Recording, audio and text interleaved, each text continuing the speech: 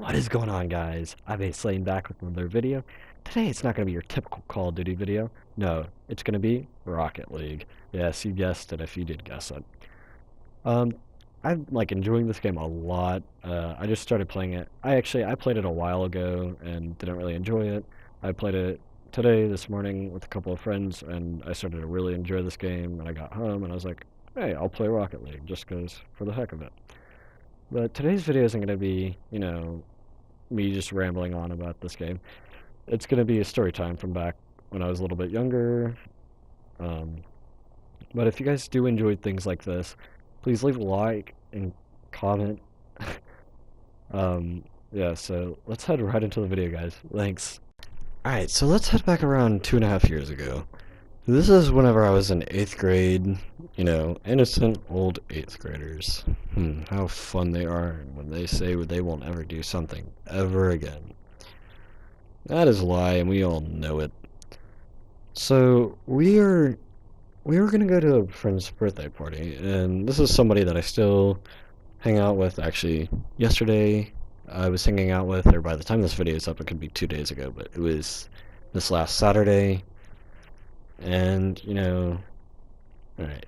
So we go to this kid's birthday party, and this is, I guess, the first time that I actually started making friends at the school I was going to, because the way our school system worked, it had, a school had closed, and we had, like, whenever it closed, a lot of the kids that went to the school that I was going to it was it was the school that closed was a ghetto school.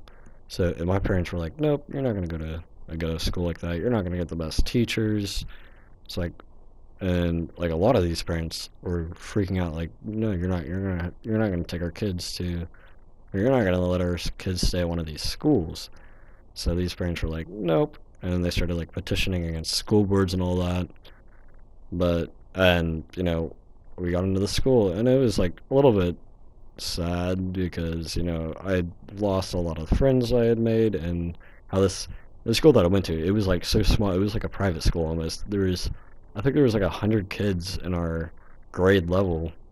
There wasn't any at all. And whenever I went to the snow school, there were 300 kids, and they had to split it up into three groups. So a team would have 100 students, and they would all go to the same teachers, just different class periods.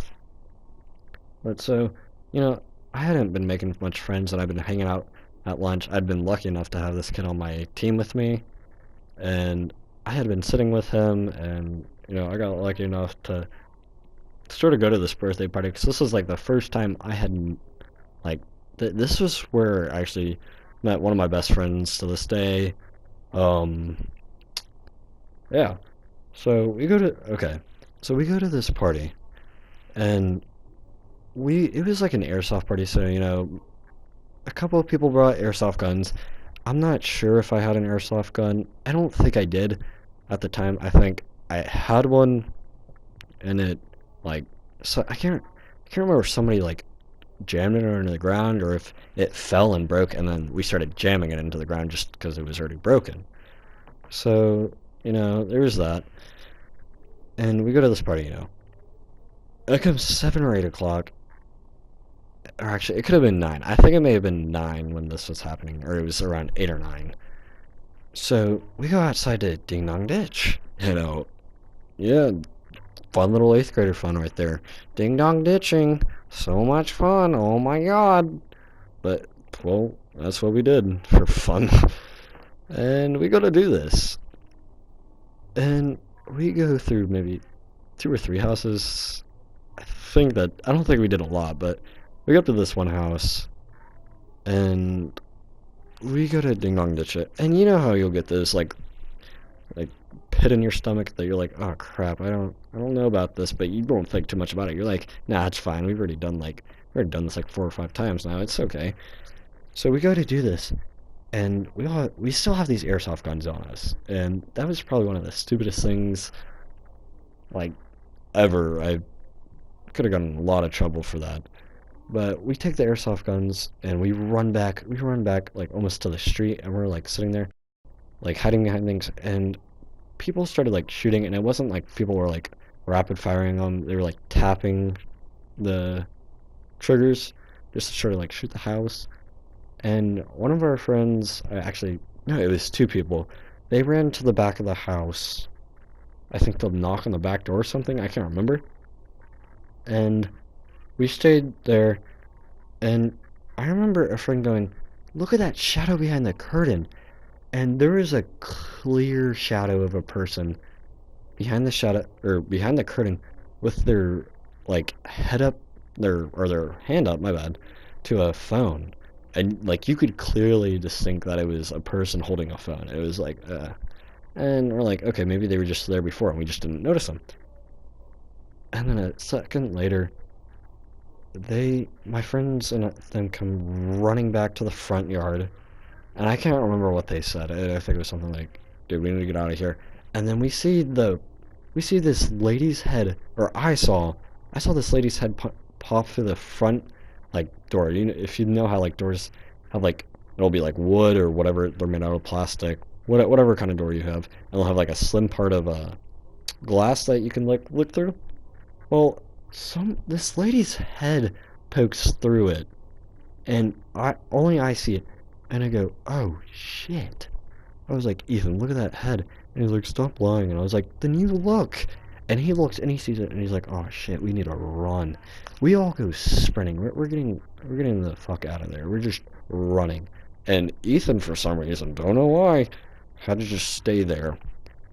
He stays there, and we're close to this kid's house by now. And I wouldn't say we're close, but we're less than half a mile away. Or not half a mile, a fourth of a mile. So we're maybe around 400 yards by this point, which is roughly around 400 meters, which is, again, a fourth of a mile. But we're not in math class. We don't need to be talking about math. So we get to this, and, you know, we're going down, and our friend comes fucking busting his ass down the sidewalk, just fucking just getting down there. I remember him just sprinting his ass off to get to us, and he's like screaming, "Wait up, wait up!" And he gets to us, and he's like, "That lady was coming after us," and we're like, "Ooh." And I don't think anybody believed him because it's fucking anybody could say something and it'll be fake. But I mean, the more you think about it, it probably makes sense saying the facts or the stuff that happens later on. But so, that happens, and we're like, okay.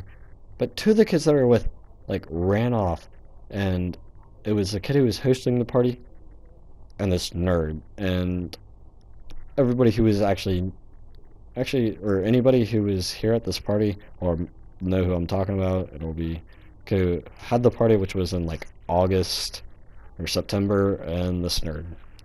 And, yeah. So they ran off, and we're just walking back like, nothing's gonna happen. A car light comes on, or we see a car like slowly driving, and then just blue and red lights start flashing, and we all flip our crap. We're just, oh shit, oh shit, oh shit. So that happens, and we have airsoft guns on us. Remember, we have these airsoft guns that could be mistaken for actual guns, and they just sprint. All my friends sprint, and I sprinted with, because, if you watch one person sprint, you're going to sprint with them most likely. And they start sprinting like that, and they just threw the guns into a bush. Just somewhere in a bush, they were just, let's throw it in here. We could probably get away with this. So they threw it in the bush, and, I mean, I guess the thing about it was a pretty good idea, because I'd rather throw something in a bush and maybe not get it back than get arrested, possibly shot or tased or some crap for holding an airsoft gun. But so, yes, this cop arrives, and he pulls up right in front of us, and then keeps the light on, and gets out of his car, and we're like, I think just about everybody's heart skipped a beat. We're just like freaking out at this point. We're like, oh crap. This officer asked for our names, our address, and was like, "Oh, so you guys don't live in this neighborhood?" They're like, "No, we're here for a party. We're here for a party." And our friend just ditched us. And he's like, "Well, can you call your friend and have him come get you?" We call this kid, And he goes, like, my friend goes, dude, a cop just pulled us over. We need you to come get us. And he's like, a cop didn't fucking pull you over. That's a lie. And hung up. Just blatantly hung up on us. And that was such a dick move because we, like, he didn't believe us. And the cop was like, okay, well, just take me back to the house. And this cop officer, like, I wouldn't say he was being nice, but he wasn't being like how you'll see some of these officers being dicks about things. So, and I think it's maybe he's just older, so just a little bit of his age. But we go up to his house, and thank God that this kid, like, I guess someone in his mind thought about it and was just like, oh, let's believe him about this. Because this kid's dad was out there, and he's a private investigator, I think, or something like that. I don't know. And he's like, okay. And I'm pretty sure he's the reason we didn't get in trouble, because that officer just told us, you're not allowed outside again. Which, I mean, of course, we had to go back outside and get the guns because they were sitting out there. And, I mean, who listens to cops? Fuck the police. No, don't take that seriously. But, you know, it was probably, as an 8th grader and having cops, or an officer, like, pull you over, that is one of the scariest moments you'll ever have being that young. I mean, I guess you could be doing something else worse than what we were doing, but for me, that was probably one of the scariest moments as I had when I was younger. And I think I could vouch for everybody else. That was a pretty scary moment.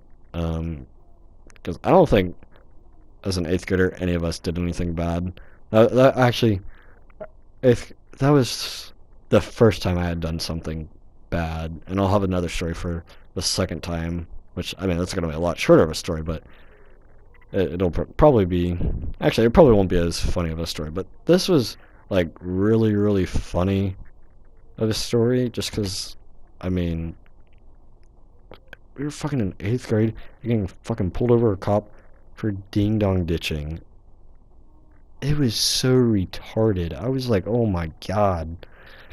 Just to go back and think about it, it was, why would you call the cops because kids were ding-dong ditching?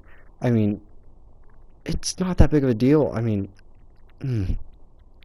I just, I, I don't know. People, all these people now are crazy and, like, they don't want anything happening. You have people being scared of marijuana, uh, which is literally a plant. I don't get, but it's just showed up as society. Oh, it's a gateway drug. It'll get you to heroin. So that's whatever they think. Yeah, so that's the story. If you guys do enjoy this story, please leave a like, subscribe, share with your friends. That's all, guys. I'll see you guys on the next one. Peace.